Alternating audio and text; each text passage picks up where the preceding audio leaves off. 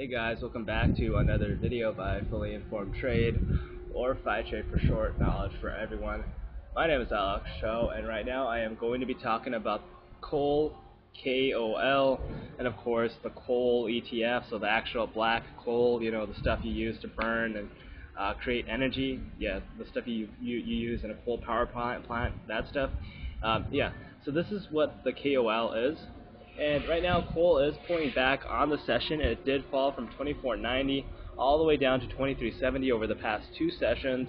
Coal itself has been in a long-term, multi-year downtrend, and this is mainly because of fracking. And I don't know if you guys know what fracking is, but basically it's a way for natural gas drillers to extract natural gas in a cheaper manner and access natural gas that you typically wouldn't have been able to access prior to this point.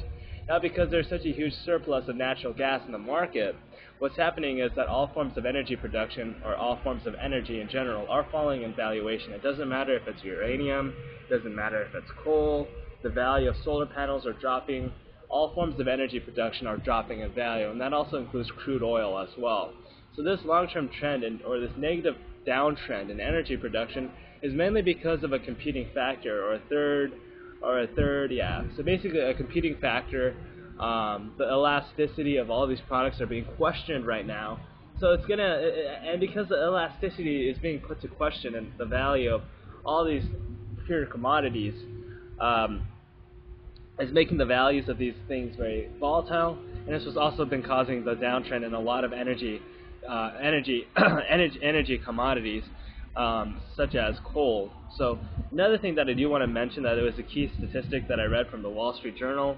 I don't really have an exact source on me, but basically 50% of new power plant generators, or whatever they're going to be building out in the future, 50% of them are going to be natural gas refineries. So basically, half the utility investment, so electric utility investment, is going towards natural gas. And because coal is being considered a secondary commodity, and they're prioritizing natural gas, the valuation of coal going forward, or what we call the demand side of the equation, is being diminished. Because the demand for coal is dropping, the value of coal is dropping as well. So again, the longer term downtrend, I believe, is still negative for coal. I think the business factors might not have been fully factored into the value of coal. And even if they have been fully factored in, it doesn't change the fact that the negative market sentiment can sustain for much longer than whatever you can say solvent for, if you do decide to buy into a coal ETF.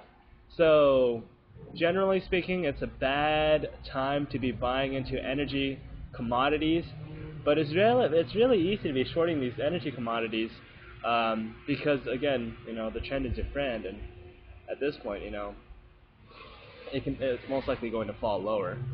So not too much to say here anymore for coal. Still think that we're in a long-term downtrend, and this is just a continued leg of the downtrend. So take care, folks.